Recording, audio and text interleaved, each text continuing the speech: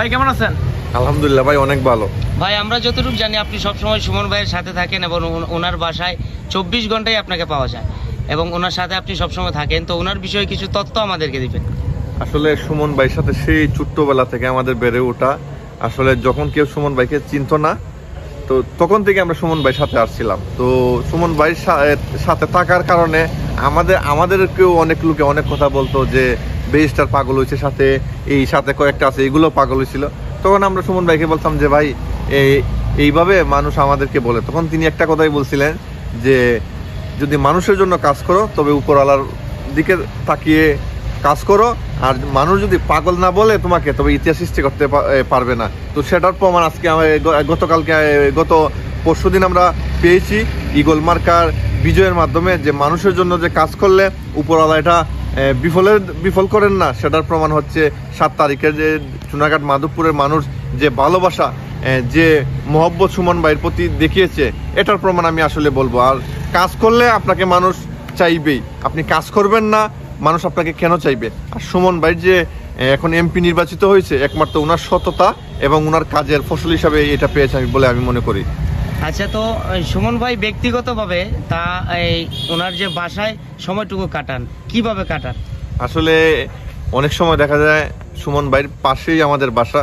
অনেক সময় দেখা যায় আমরা ঘুম থেকে আস্তে আস্তে উনি মোটর বাইকে করে, রিক্সা নিয়ে বা ওনার গাড়ি নিয়ে যে কোনো দিকে চলে যান। উনি যদি রাত 3টায় ঘুমান, উনি সকাল 6টা-7টার মধ্যে উঠে দেখা যায় কোনো না কোনো ভালো কাজে চলে যান। এইরকম অনেক দিন আমি পাইছি যে আমরা সকাল 7টার সময় এসেও ওনার বাসায় পাই না, উনি চলে গেছেন বিভিন্ন উন্নয়নমূলক কাজে বা কোনো ভালো কাজে।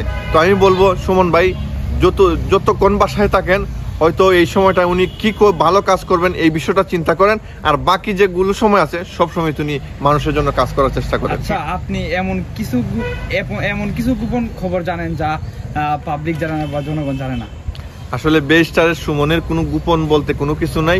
উনি যা করেন সবাইকে সামনে নিয়ে করেন, সবাইকে সাথে নিয়ে করেন। বেস্টার সুমনের গোপন বলতে কোনো কিছু নাই।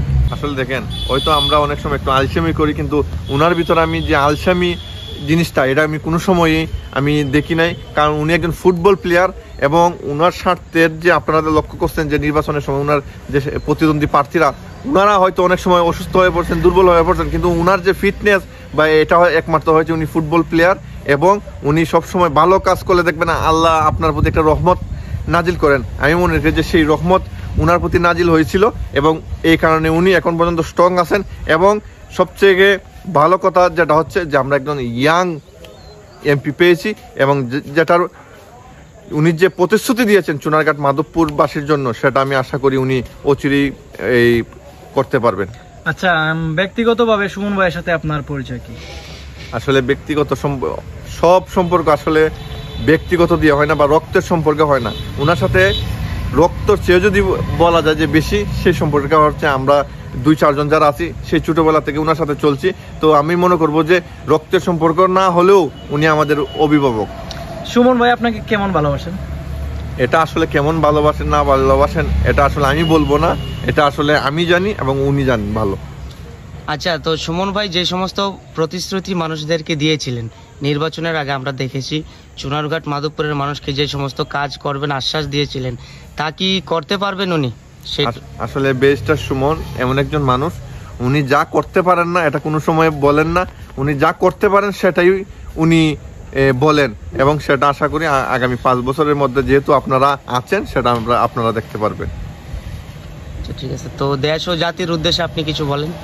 দেশ ও জাতির উদ্দেশ্যে কথা একটাই, জননেত্রী শেখ হাসিনা যেভাবে দেশকে এগিয়ে নিয়ে যাচ্ছেন, উনার যারা কর্মী বা উনার যারা সহকর্মী হিসেবে সংসদে যাবেন, সবাইকে অনুরোধ করব আপনারা বেস্টার সুমনকে ফলো করুন।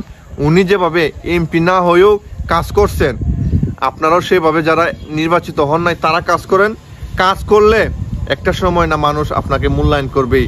আমি বলবো সবাই মাননীয় প্রধানমন্ত্রীর জন্য দোয়া করবেন, আমাদের বেস্টার সৈয়দ সাইদুল হক সুমন ভাই এমপির জন্য দোয়া করবেন, যেন সবাই মিলে যে বঙ্গবন্ধুর সোনার বাংলাদেশ সেটা যাতে অলরেডি হয়ে গেছে, সামনে যাতে আরও বেশিভাবে এটাকে মানে সুন্দর করা যায়, সেই দোয়াটাই সবার কাছে চাইবো এবং আপনারা দোয়া করবেন। সবশেষে একটা প্রশ্ন রয়ে গেল, আপনার নামটা তো বলেন না। আসলে আমার নাম হচ্ছে জুনেদ, আমার বাড়ি হচ্ছে বাগবাড়ি। সুমন ভাইয়ের সাথে সেই ছোটবেলা থেকে আমার উঠা বসা এবং এখন পর্যন্ত আছে, এবং বাকি যতদিন থাকবো এই সেই সেম ভাবে চলবো ইনশাল্লাহ। আচ্ছা, সুমন ভাই এমপি হওয়ার পরে আপনার কেমন লাগতেছে বা আপনার অনুভূতিটা একটু যদি প্রকাশ করতে। আসলে সুমন ভাই এমপি হয়েছে বড় কথা না, সবচেয়ে বড় কথা হচ্ছে যে চুনারঘাট মাধবপুর মানুষের ভাগ্য পরিবর্তনের একটা সুযোগ আসছে।